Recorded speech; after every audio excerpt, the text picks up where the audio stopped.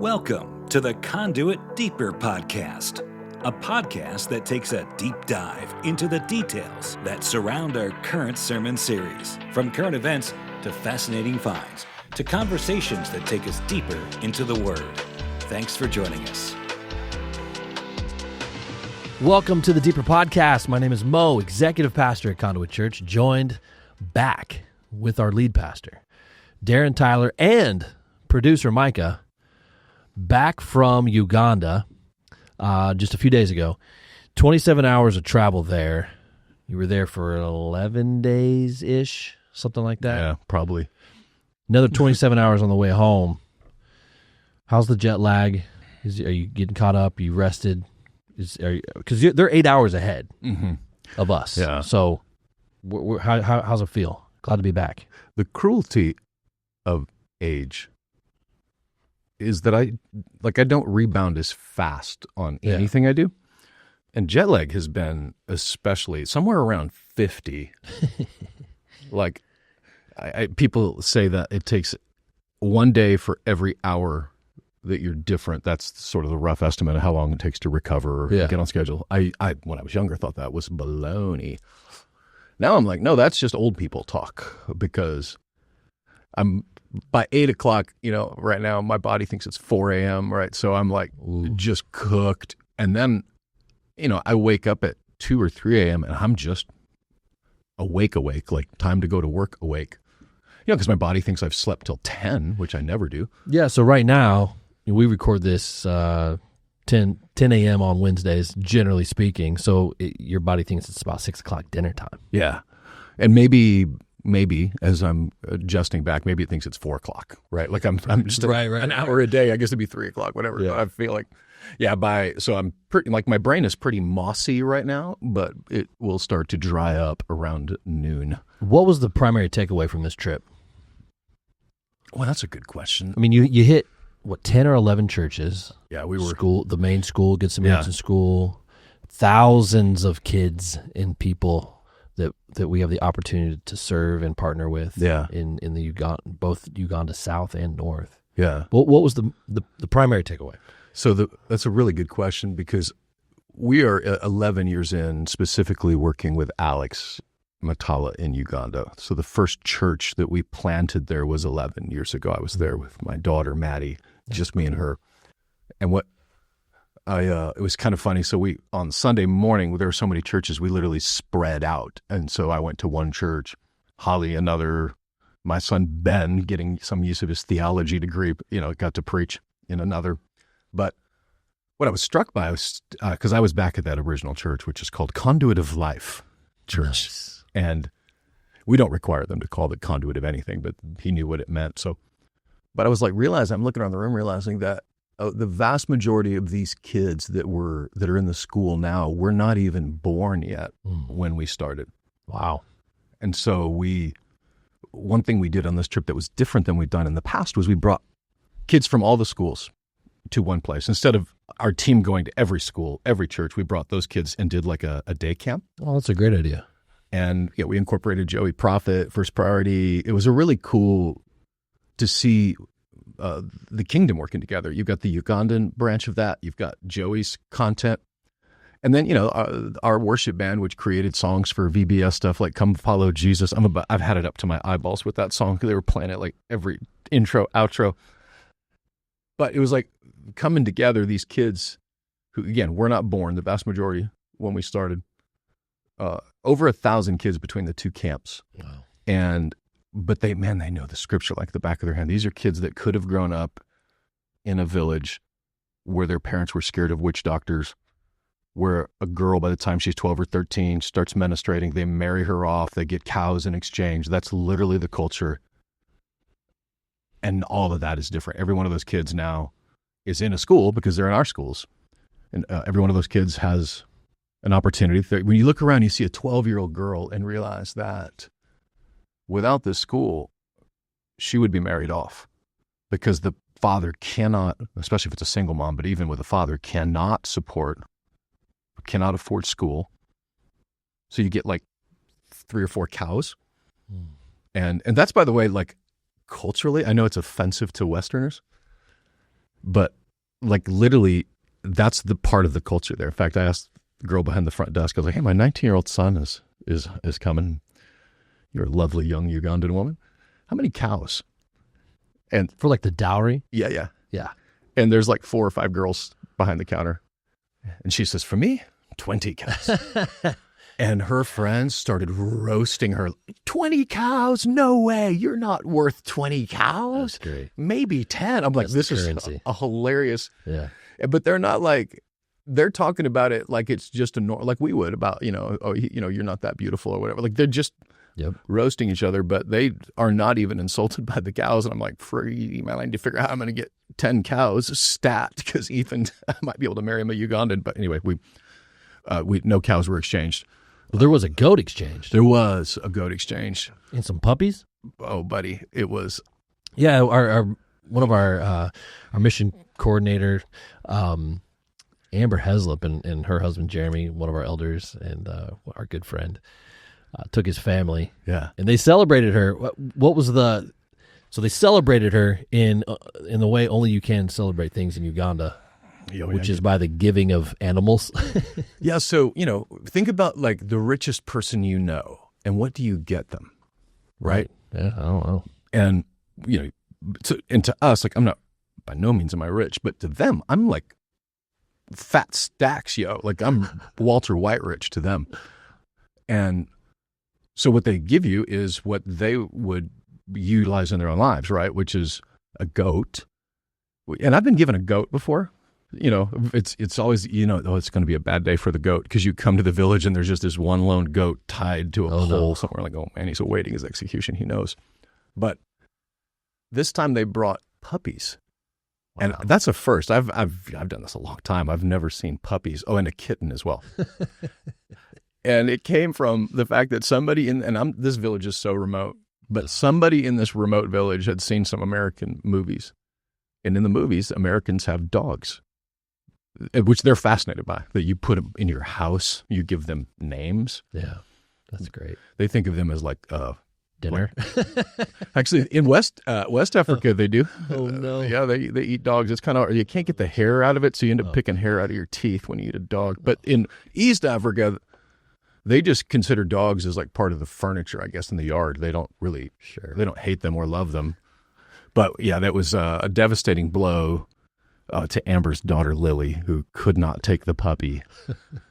And she's still mad. There was room in that bus.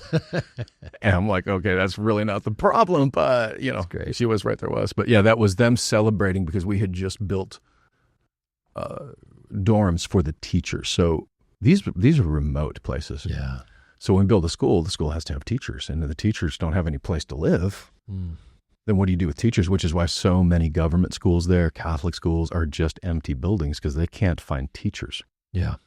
So we have found them through our partnership with Alex, and we had just built these dorms. And so literally when I first got there, if you were watching television and saw an African village, this is what you would see. This is what you have in your mind of Africa. And now they have this school. They've got a well. A church is being built. They've got dorms now for the teachers. And we also left behind 50 acres of banana plantation for them. Wow. So they were celebrating. They're just so thankful. That's awesome. And so, yeah, they brought us livestock. And I was not able to be there because I was with my kids across town at the second kids camp. But so we sent Jeremy and Amber. And there's video. I'll show it on Sunday because it's worth it. But them handing the goat to Amber, and this goat, fully aware this is a bad day. Yeah. And by the way, the pastor says, we're going to name the goat Auntie Amber. Oh, no. And we'll hand it to the pastor to care for because she can't take it to the United States. I just want to be clear, Amber, they're going to eat Auntie Amber. Okay, that's not going to last as a pet very long. Yeah, just because you name it doesn't mean they ain't going to claim it. It's going to be Auntie Amber is going to be a menu item they can choose from. Oh, my. Well, back. While you were gone, some things happened overseas. Yeah. That we want to get to. Kind of the crux of today's podcast is to talk about and bring some clarity to what was happening in the Middle East. And I'm trying to remember exactly where you were. I guess it was June 13th is when this all started to really go down. So that was last week. and you guys were, you're kind of off the grid, but you also have cell communication. It just kind of depends. I mean, you guys are super busy, so it's probably hard to keep up. But last Friday is when the offensive started from Israel towards Iran in what they codenamed Operation Rising Lion, and which is Israel targeting specific nuclear and military sites. When did you first hear what was going on while you were on the other side of the world, rather? Pretty much when it started, because I started getting WhatsApp messages from my friends in Israel. Oh, okay. Yeah, I was curious about that. And so I was trying to scramble, play catch up, and then you were feeding me information, which was good because there's signal, but not enough. Sure. With it, but it was. It's not like this is not something that they didn't tell us they were going to do. Like, Israel has seen a moment that they've been kicking the can down the road for decades, and with a weakened Hezbollah because of their offensive, their weakened Hamas because of the terrorist murder attack, they're just going to clean up. And I think that it would be helpful for us in this discussion, for people that are listening, to separate out the geopolitical and the America and the Bible stuff. It might be helpful, because I've realized when I get frustrated listening to someone like Tucker Carlson, I'm like, okay, but he's using a geopolitical argument, and so I'm frustrated because I'm trying to use a biblical argument. Now, some of the geopolitical stuff, I get what they're saying. Some of it, I just don't know what they think the alternative is. Yeah. But if we separate that out, to start with saying nothing that I'll say during this podcast should be understood to mean or interpreted to mean that I'm saying, yeah, America needs to go in and bomb Iran. None of that. I'm not saying that. I don't know what they should do. Yeah.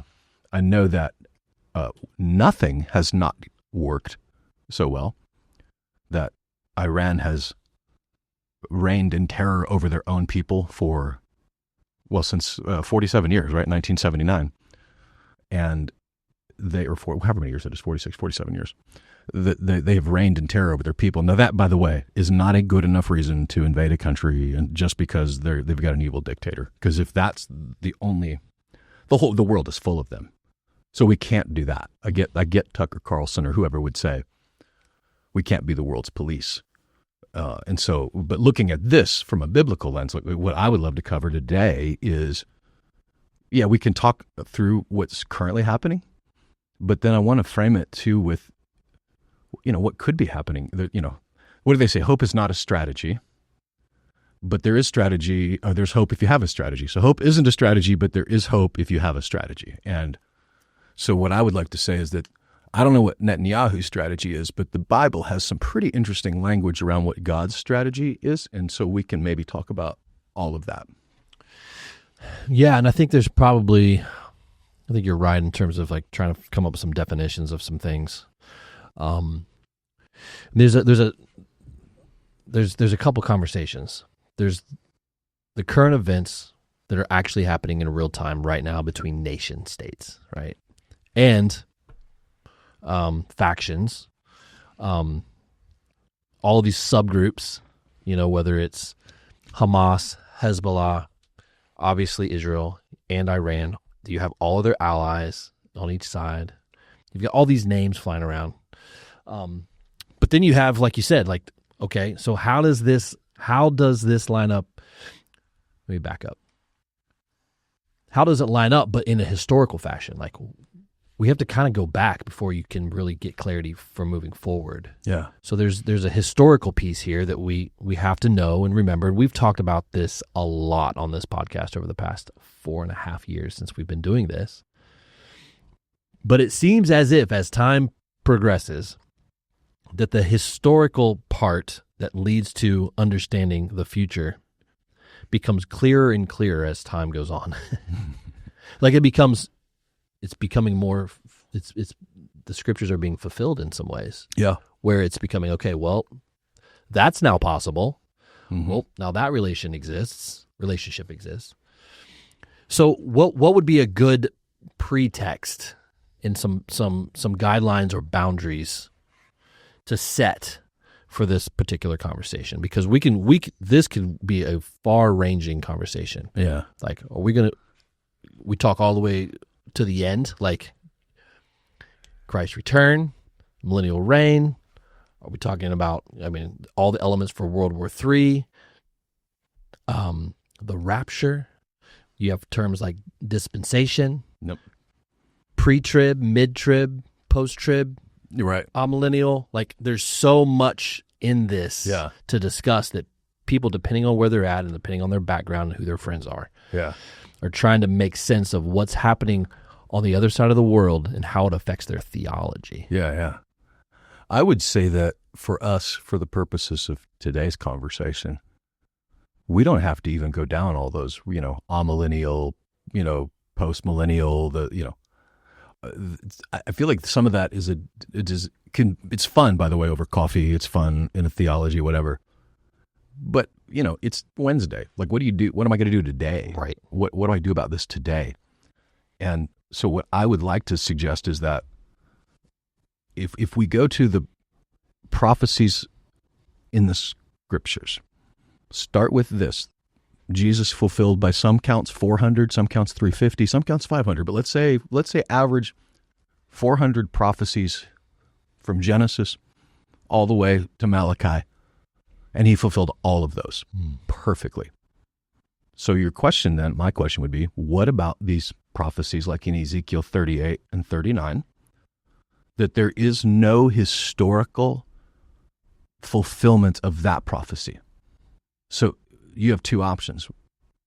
One, the Bible that got it right with Jesus with 400 prophecies in his first coming is wrong for the rest of the prophecies, or that we're watching or will watch, maybe we're watching it right now. That part is where I don't know. Yeah. But the God, his word will not return void. If he said it, he makes promises and he keeps them.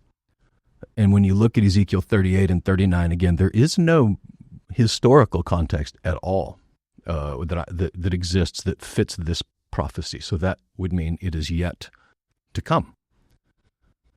And Zechariah, there's plenty of prophecies in the Old Testament that point to a coming war, a coming battle. We can get lost in the conversation of whether the Christians will be here. That which is pre-trib rapture means that we're taken out before, because I can't take it. Right, then there's mid-trib, right, which in the middle of the 7-year period of Revelation, whatever. And that's because I can only take so much, right? So mid-trib, and then post-trib, which is I'm tough, I can handle this, so I'm going to go through the whole thing. You can get lost in that debate and then miss the real big picture, which is, whether it's beginning, middle, end, whatever, Jesus promised he was going to return. The same Jesus that fulfilled those 400 says, I'm coming back. And that has not happened yet. Right. So is this the beginnings of the Ezekiel 38 and 39? And the answer is, I don't know. Mm-hmm.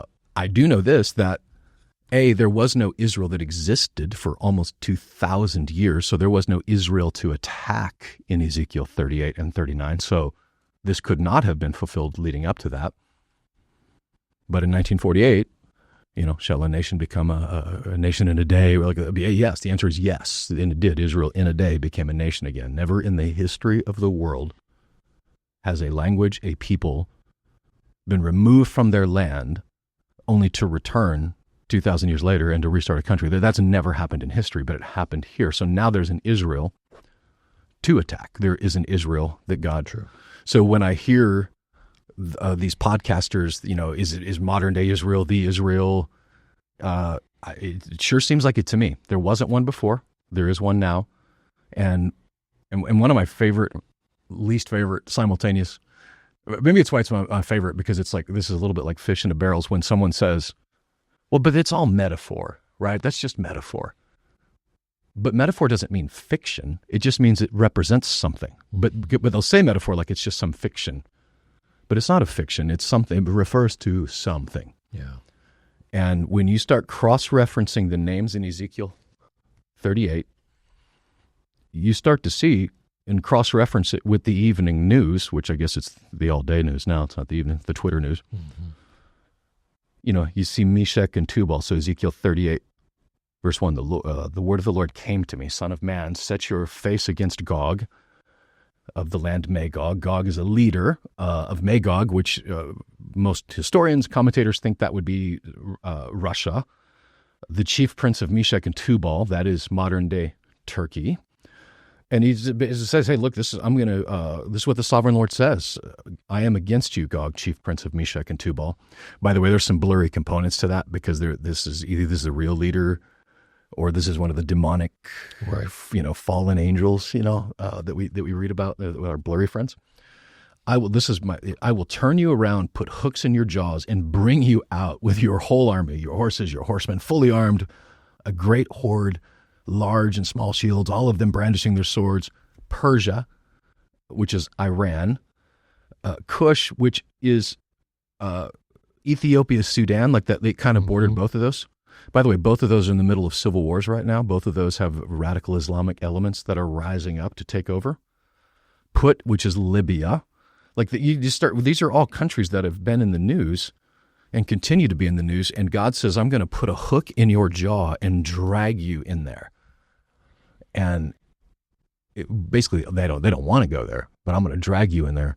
And you start to see, okay, if you're Russia and you're just done with all the drama of these, crazy Middle Easterners, I'm going to come down there and protect, just do away with Israel, do away at all. 200 million man army from the east coming in. There's things in there, but that could be fulfilled in our modern context. But specifically as it relates to this, Persia is still Persia. All these years later, they don't, if you're from Iran, they call you a Persian, not an Iranian necessarily. So that's what we're talking about right now.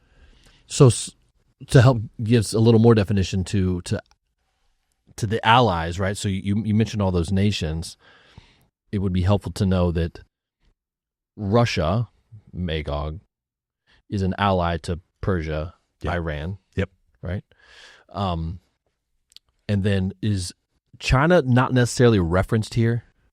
China is not, but if you go to Revelation 9, 6 through 13-ish, there is this passage that speaks of a 200 million man army coming from the east. Which is the only logical conclusion for that. It's a nation that large from the east could be China. China, yeah. And when you think about it, okay, let's put this in a modern, that's prophetic, written thousands of years ago, come to the present. When sanctions were used against Iran, they didn't stop selling their oil. They just started selling it on the black market. And 90% of it now goes to China. Yeah. I think Wall Street Journal reported that somewhere around 12% of China's oil comes from Iran, which doesn't seem like a lot. But you take away 12% of oil for, 1 billion people, it's a lot. Yeah. And then you factor in that they get it at a discount because it's on the black market. So it's not just that it's 12% of the oil they use, it's actually the percentage of finance with it. Even $2 a barrel discount would be a huge blow to their economy. So what do you mean by black market? Meaning that they literally are selling it directly to China against all sanctions. So China doesn't even put it in their main refineries. They call them tea kettles. Tea kettle, I think is what it's called, tea kettle little refineries. And they send their ships through back channels and sell directly to these teapot refineries. And that's where, if you've got a nation, they have no natural resources in China as it relates to oil, the minerals they need. So that's why they've been building the Silk Road Initiative, which we've spoken of many times. Yeah. And it turns out if you're building a highway all the way from Asia to Europe to trade, which is what the Silk Road Initiative, also quite handy for transporting troops across the nation. That's how we got our interstate system in the United States during World War II. The reason was so that we could move troops quickly. Right. I think it might be interesting to note here the BRICS nations, because I think this could potentially and will tie into the end of days, or at least this Ezekiel 38-39 time frame. And just seeing that this has developed over the past several years. This is the BRICS nations, this intergovernmental organization of these economies, that they weren't defined. When did this start? When did BRICS start? The past decade? Yeah, about 10 years ago. Yeah, so this is recent in history, modern history. So those BRICS is BRICS. Yeah. Stands for Brazil, Russia, which also, is yeah. well, Brazil, which is South America, which is not Middle East. Yeah. Which is interesting. I guess we can get back to that. Brazil, Russia, India, China, South Africa. All right, so that fills out the BRICS, but also includes Egypt joined in 2024. Yeah. Ethiopia joined 2024. Iran joined last year. Yeah. UAE, United Arab Emirates, joined last year. And then this year, joined in January of 25, Indonesia. So they need to rename their BRICS acronym here because there's 5 new nations and they're all start with vowels. But it's interesting because they're trying to develop a form of trade not using American currency either. Right. Yeah, people probably know this, but just in case you don't, if you are, since World War II, the U.S. dollar has been the global currency. And it was started because we supposedly were going to keep it attached to gold. It was a safe currency. And that means if you are Guatemala and you want to buy oil from Saudi Arabia, you have to convert your money to U.S. dollars and do the transaction that way. It has propped up the U.S. dollar for decades. And when we slap sanctions on them, then that was one of the reason we could do it, because it goes through U.S. dollars and the U.S. could, flex our muscles. But when China or Iran, they don't, this idea of a global, that we have control over the whole globe is a farce. And so we throw sanctions on Iran. It makes it harder for them, but it doesn't make it impossible for them to trade. I think we need to also define for those that are catching up to all of this, when we say phrases like slapped sanctions on a country or they were sanctioned. Yeah. Why? Yeah. So there's under what authority? Yeah. The idea is that it's like if military, instead of a military invasion, we're going to choke them out financially. Maybe someone can think of an example where that worked, but the vast majority of the times it doesn't do anything because the ayatollahs, the presidents, the dictators, they're bourgeois, they're elites. They're fine financially. It's the people that suffer. Yeah, that's right. So inadvertently, by trying to make the ayatollah's life harder, we make it a little more complicated because they've got to get their oil on different kinds of ships on black market. But he's fine. He's rich. The president, they're fine. But it's the people of Iran. And the tendency would be then to resent the United States because it's our fault that they're starving. Which is what they're going to hear from their state media. They're going to hear from the propaganda of their totalitarian dictators. And if you're on the streets, you don't hunt. You don't know. You don't like your dictator for sure. And so when we talk about sanctions, that is an attempt to bend a country to our will. It's a diplomatic option that's outside of throwing missiles. Yeah, it's, Congress can glad hand and high five each other. And wow, look, we put these sanctions on, Iran, and look how big and tough we are. And, 47 years of sanctions on Iran has done nothing to stop the Ayatollah, nothing to stop their Islamic regime. They continue to execute, people for the most minor of offenses, or speaking out against the government, speaking out against Islam. They'll hang you in the city square from a crane and leave your body there all day to make sure you know. Yeah, and there's a theory, okay, let's pop I'm going to jump the jet stream from the biblical to the geopolitical side. There's a theory that this new generation of younger people in Iran will rise up against the Ayatollah, and if we can just weaken him enough, a revolution from inside. That would be awesome. And it has never happened before. When the Arab Spring happened under President Obama and we were propping it up, it helped none of those countries to become democratic. It just replaced one crazy dictator with another crazy dictator. So again, if you're Tucker Carlson, you're like, why are we doing this? So did we not learn in Afghanistan? Did we not learn in Iraq? legitimate question. And what we don't know then is, what do we do? How long do you kick the can down the road? And the geopolitical side, if you're Israel, doing nothing has not worked. Land for peace didn't work. And Iran continues to fund the Houthis.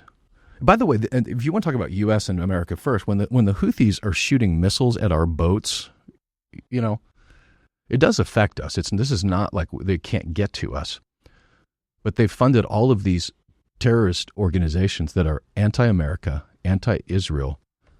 And this is why I think guys like, so now I'm going to pop back into the spiritual side, that a guy like Tucker Carlson doesn't understand is that these are Islamic radical death cults, people. They mean what they say, which is the whole world is to be conquered by Islam. That includes us. It's what's happening in the UK. It's what's happening in Europe. And we would be naive to think it can't happen here. When you hear that, I think it was Sean Ryan's podcast, that CIA agent that said there's like 1,000, sleeper terrorists.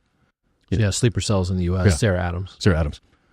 Where did they come from? Who do we think is funding them? Like, this is not, we don't exist in a vacuum here. So I'm all for America first from a geopolitical standpoint, and I'm all for Jesus first in a global standpoint. And as a church, that's obviously where we are. But as it relates to our current situation, the geopolitical, I don't have a better idea. I feel like everybody knows what we don't want to do. I don't want to do this. I don't want American boots on the ground. I don't want to send our young men to war. I have a young man. I don't want to do that. But I don't know what to do. And if we don't, the thing about kicking a can down the road is eventually you run out of road. You're not avoiding it, you're just postponing it. So the question is have we come to the end of the road and the end of the can? In potentially the end of the road and the end of the can is what we see in Ezekiel 38 and 39. Yeah. Okay. So back to that. Biblical lens. Ezekiel 38 verses 4, verses 8, God puts a hook in Gog's jaws, compelling him to prepare and lead a vast army against Israel. What could those hooks be? What would prompt an all-out offensive across the evil axis to come into Israel? What would be that one significant event that just like, okay, game on? Would that be, you think it would be a response to something that Israel does, or unprompted? Like, I'm just trying to imagine what are the scenarios where this goes all out? Like, what would prompt something like that? Yeah, I mean, I'm in the middle of a book about World War I. Some fascinatingly boring reading and loving every minute of it. It's informative. It's very informative, but the realization that World War I wasn't started by one thing. Yeah, there was this multiplicity of things layered, and a multiplicity of motivations even. Like the idea that the only reason they would come against Israel is because they specifically want to destroy Israel is there, but the reason of why they would want Israel gone is not there. So like Turkey, for instance, when Erdogan was elected, makes himself a lifetime dictator, his version of make Turkey great again was to revive the Ottoman Empire. He has made no secrets about this. Israel is part of the Ottoman Empire. So got it. Meshech and Tubal, Turkey, you can see that. If you're Russia and you have military bases, you have power centers in Syria, inside of the Middle East, and now they're being threatened, you could see why Russia would want to come in. If you are China and Israel has now, has now ruined your Cheerios, the old days on the streets, right? Never get between a man and his money. Like, you're getting between them and their money. So eventually maybe we'll just get Israel out of here because they just took out our oil partner.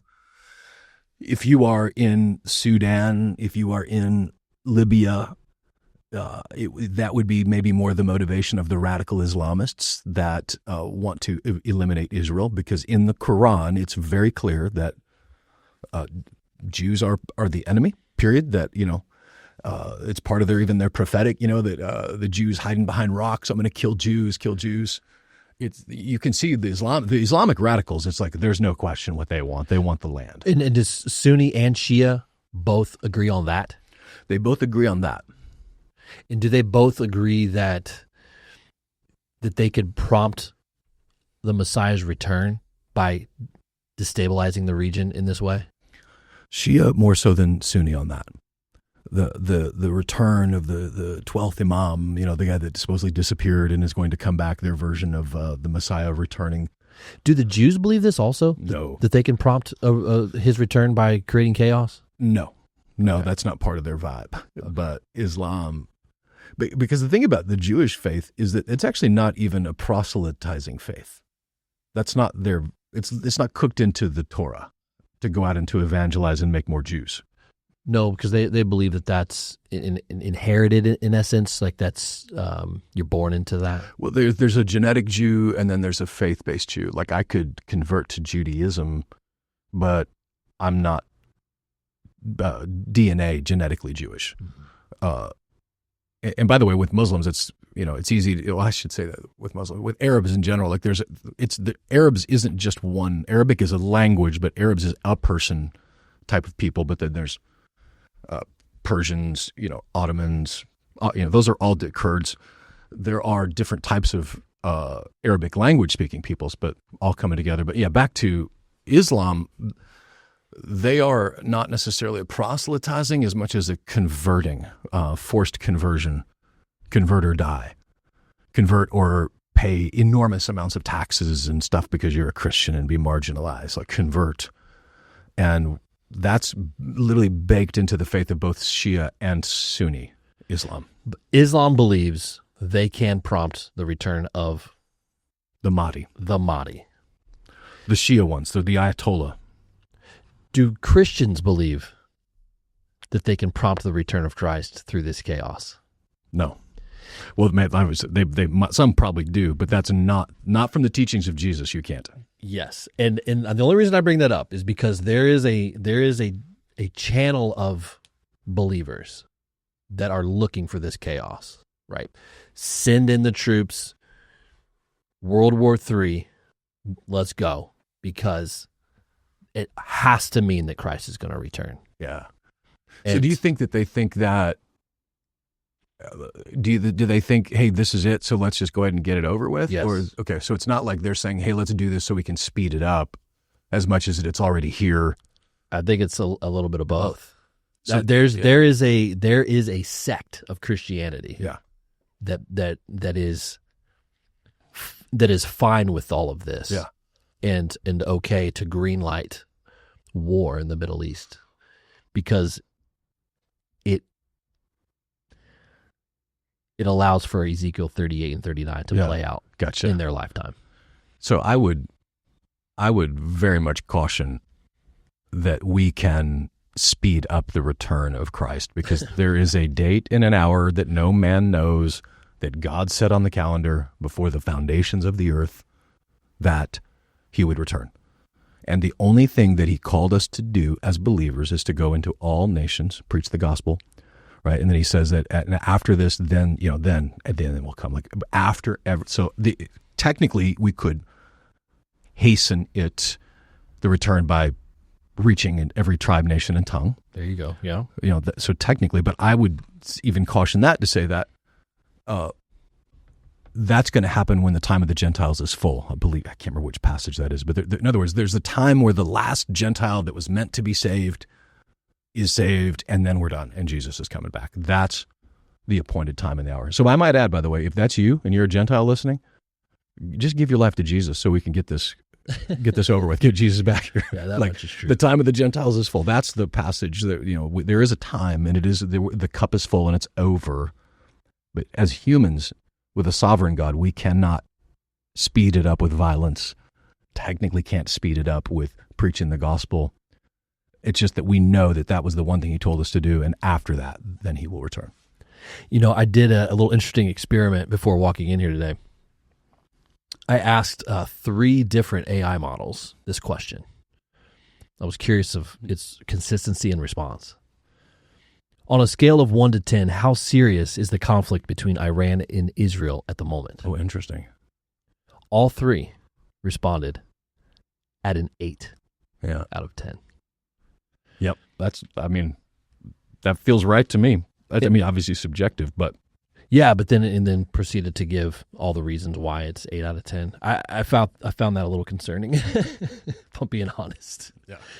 I thought maybe, okay, 6 or 7, things are heating up for sure, but I think one of them said 9 out of 10.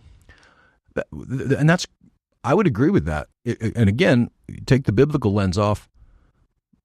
It's still an 8 out of 10. It's still a 9 out of 10. This is a scary thing that's happening. This is a real live, we're watching it in real time.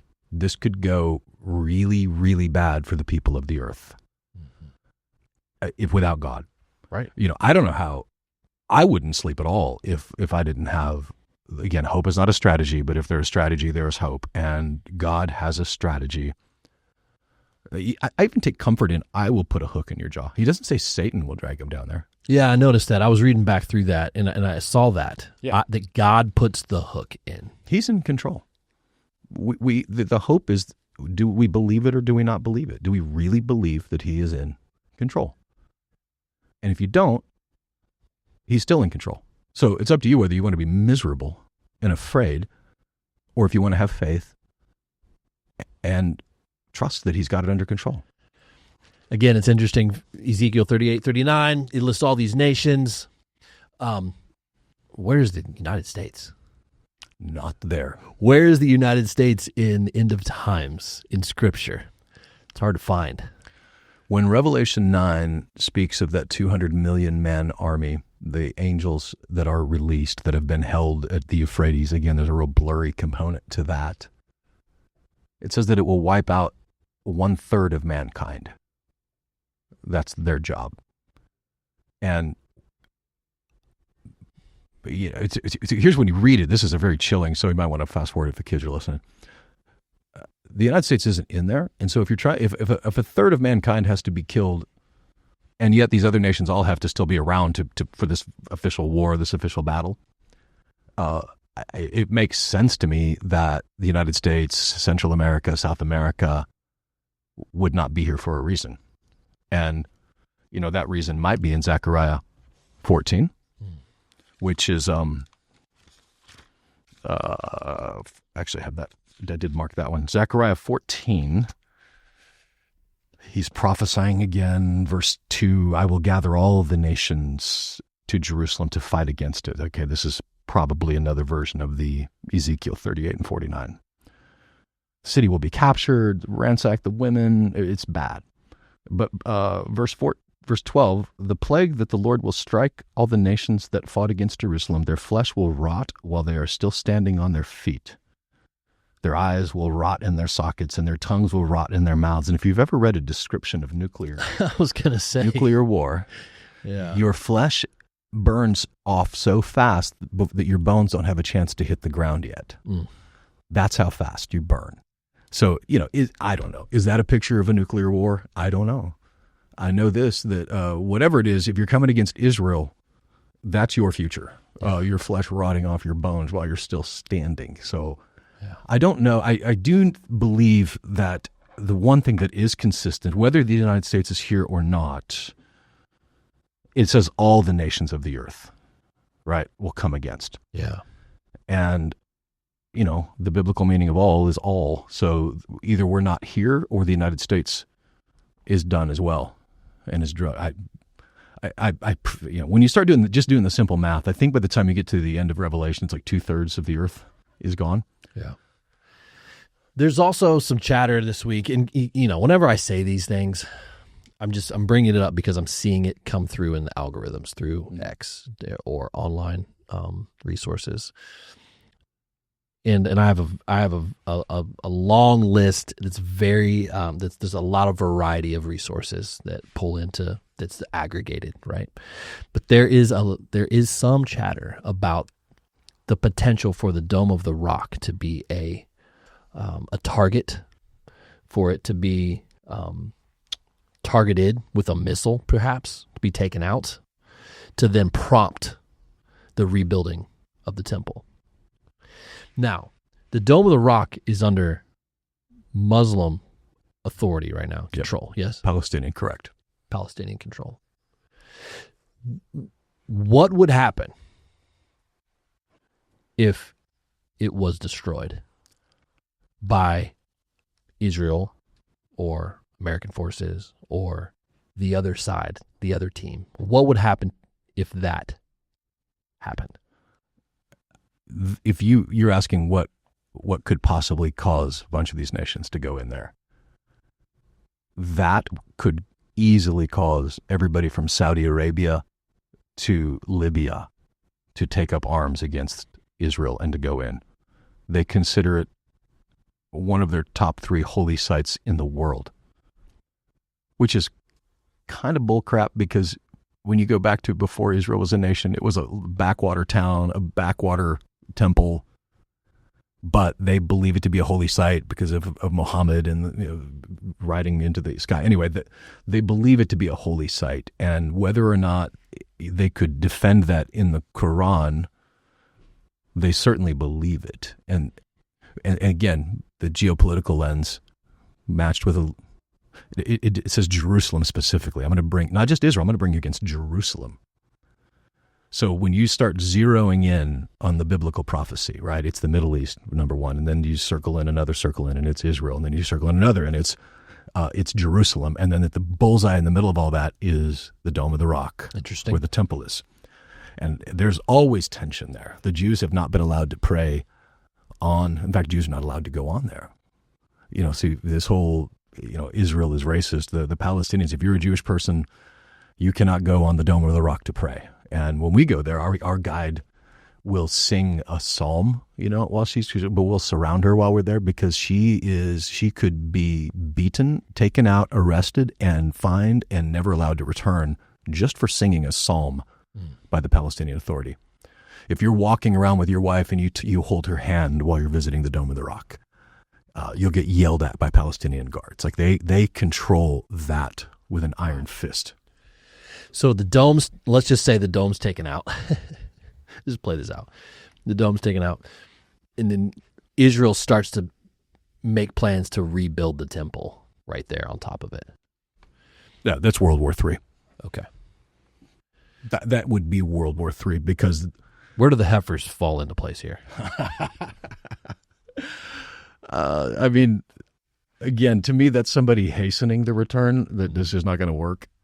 But there's a return of sacrifice, and so the red heifers are necessary for sacrifice, and so that's why they're bringing them back and leave. Of course, it's a Texan that's bringing back red heifers, but right now, everything is prepared except the temple itself. There is an organization, we toured it while we were there, that has been systematically preparing everything so that they can, everything needed for sacrifice in the temple when it's time to rebuild the temple. Yeah, I caught a glimpse of it in the past 24 hours or so. There's again, it's just chatter, right? Suggesting that this could be a target. Who's suggesting that? Out of curiosity, that's interesting. These are random. Yeah. All over the globe. Is it like the Dave Smiths of the world that are just ranting about Israel and the Jews so it's just chatter? I think it's probably more suggestion than anything, but it's interesting. It's like, okay, well, you're looking for a reason, like a massive event that causes entire destruction and disruption and chaos. Mm-hmm. The Dome of the Rock in Israel exploding seems like could be significant. I have a theory about it that I don't think so. Okay, back to Revelation. The Antichrist is the word that we know him the most by. The Bible gives him several names, but this great world leader that conquers by peace. It would make sense to me that whoever becomes this world leader solves the problem in the Middle East without war. And by the way, every president dating back to Jimmy Carter, and probably before that, Nixon, all tried to bring peace to the Middle East. Clinton says, I almost killed myself trying to get them to the negotiating table. And they've been unable to. So if we follow the timeline of Revelation, and this man conquers by peace, right, brings in peace, I think it's the Isaiah prophecy that says he conquers by peace. There's a theory that I have had, that I've seen a couple share, that Revelation 11, it says, verse 1, I will give a measuring rod, and was told, go and measure the temple of God and the altar with its worshipers. Verse 2, this is what I want you to hear. But exclude the outer court. Do not measure it, because it has been given to the Gentiles.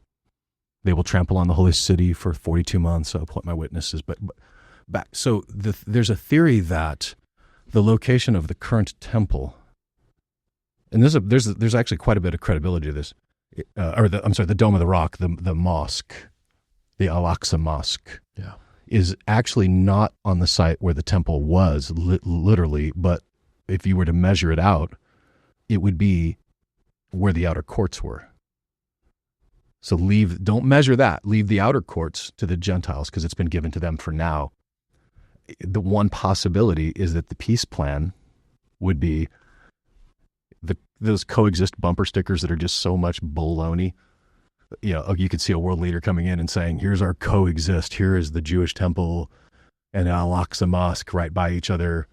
And now this would be miraculous, because even that right now, if they literally swung a hammer to start if somebody brought a measuring tape on the Dome of the Rock to say we're going to measure for the temple, it would cause a huge war. Wow.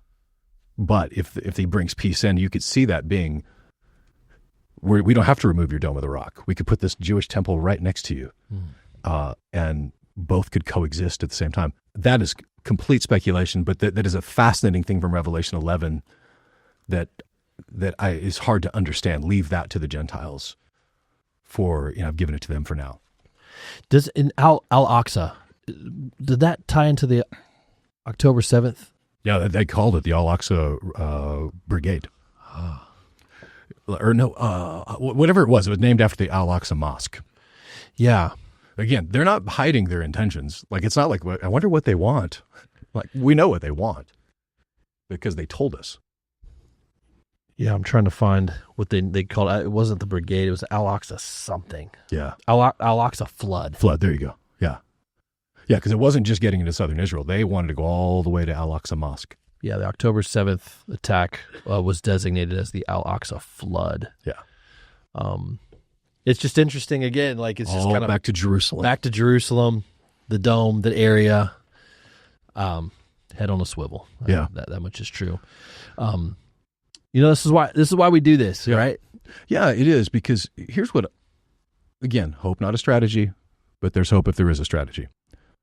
And what is our strategy? Matthew 24, 25, over and over again, including, by the way, me, like in the early days of Conduit Mission, I would use Matthew 25. You've ever done it for the least of these brothers of mine, you've done it unto me. And he speaks of visiting those who are in prison, feeding those who are naked or hungry. Sorry, they're probably naked and hungry, feeding those who are hungry. You've done it to the least of these. You've done it unto, brothers of mine. You've done it unto me. That's all in the context of eschatological language. It's Matthew 24 and 25. There will be wars. There will be rumors of wars. They ask him, what are the signs of your return? What are the signs of the end? And by the way, those are framed as two different questions. That's where some people get confused about the rapture, or, because he says right there, Matthew 24, 25, there, but his return in the end are two different, theoretically two different events according to Matthew 24 and 25. We, as believers, if you are in the middle of a war, if you're in the middle of a world that is, contracting in the birth pains, as Romans says, then there's going to be people in prison. If there's earthquakes, there's going to be people who are in famine. There are people who are naked and hungry, who need us. We get to be a part of that. Like when we're building these churches and clinics, and we're literally going to the people that need it the most and providing for them relief in their suffering. So we get to be a part of that. That's not why we do it, because if Jesus doesn't return in our lifetime, that's literally part of it. But if you read it in the context of Matthew 24 and 25, if every church in America, every church in the world ought to be prepared to serve, love their community with physical needs. Because again, earthquakes, wars, rumors of wars, famines, that leaves a lot of people homeless. It leaves a lot of people hungry, a lot of people suffering. And we as Jesus people get to love. And I'll add one more controversial nugget to that, because he says in Matthew 25, these brothers of mine. Some commentators and theologians specifically mean that means his brothers, the Jewish people. Whether it does or not, I don't know. But it's been awesome to get to love our Jewish friends. By the way, along with our Muslim friends. We're building churches in Muslim communities, right? We're still preaching the gospel. You can't get to heaven with Allah. Muhammad ain't going to get you there. He's dead. But if it is that, if it does specifically mean about the Jewish people, did you visit me while I was in prison? That word in the Greek is a word called erchomai, and it means to bring before the public. So when we talk about our Jewish friends, when we talk about, well, on here, these are the problems, we're literally bringing that to the public. We're bringing it there. We're telling their stories, their erchomai. We're hearing their stories. We're sitting with them in their stories. And so helping our Jewish friends, if that is correct, I don't know, it makes me happy to know that we're in the middle of that as well as the rest of the world. Yeah. A lot to chew on, a lot to understand. Like some of the things we say around here is prepared, not scared. And we can be prepared. Part of that preparation is being in the Word and grabbing some clarity through all of this. This situation's changing hourly. Even maybe by the time we publish this in the next 24 hours, it could change even more. So we'll do the best we can to give you updates as things are coming through, as we can try to put a biblical lens on everything. Over the next week, we got camp week. We won't be here next week. A lot of our staff's traveling, but we're still. I don't want to forget that we're still in. We're wrapping up the book of Ruth. Yeah, which has some talk about hope. Hope in the darkness. Hope in the darkness. And so if you haven't been following along, we encourage you to do so. You are wrapping up chapter 4 this Sunday. Oh, that would be maybe good, but no. I'm going to do verses 13 through 18. Okay. Getting close to the end of the book of Ruth. Yeah, we are. It felt really important to camp out a little bit, like the question of why is it that the book of Ruth is read at the Feast of Weeks, the Jewish tradition, because they only read the prophets. And why is it that they use leavened bread to represent the 2 stone tablets of the law in the book of Ruth? And so there is actually a prophetic overview that Ruth gives us for everything that Jesus fulfilled. So we'll spend a little bit of time on that. And by the way, specifically, healing for your past, stability in your present, and hope for your future. I mean, that's literally where we're going to break it down on Sunday. It's good. His word is a living word. It applies today as much as it did hundreds of years ago. And so we're going to dive deeper into that this Sunday. Thank you for joining us for the Deeper Podcast. Thanks for your patience this summer as we travel. We're about the business of the church across the globe, whether through mission or through church camp or VBS. A lot's going on this summer. Thank you for joining us. We'll see you again soon.